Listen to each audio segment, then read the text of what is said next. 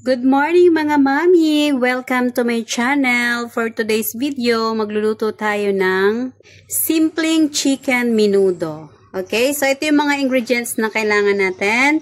Meron tayong chicken. Yung chicken ko ay worth 70 pesos. Isang pulang sili or capsicum. Then, meron tayong 1-piece hotdog. 3 pieces of small potatoes, then isang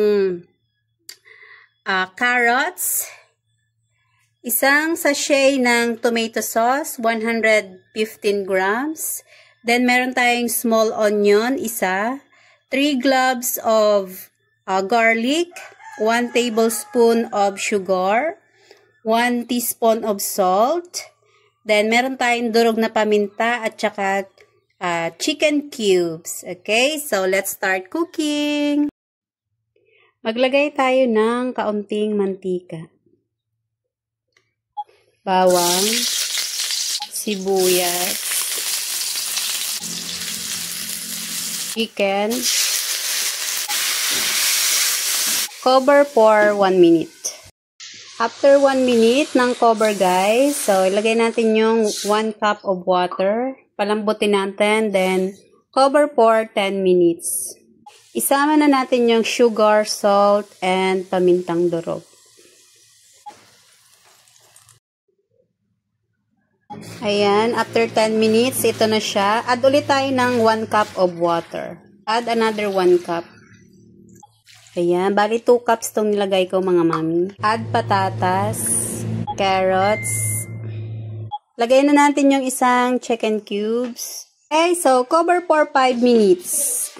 Okay, so after 5 minutes, lagay natin yung hotdog, bell pepper, at itong ating tomato sauce. Ayan, nalagay na natin lahat ng sangkap. Then, cover for 3 minutes. Then, ready to serve na ang ating chicken menudo. Maglalagay ako ng 1/2 tablespoon ng cornstarch kung gusto nyong medyo malapot-lapot yung ating sarsa. Wow! Napakasarap! Yan. So, lutuin natin ng mga 1 minute hanggang maluto yung nilagay nating cornstarch. Kailangan yung apoy natin ay low to medium na lang.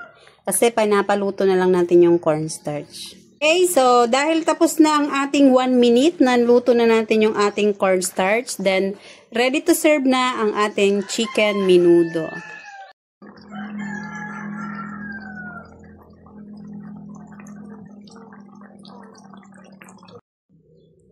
Ayan na mga mami, ready na ang ating masarap at simpleng chicken menudo na talaga namang magugustuhan ng inyong mga chikiting.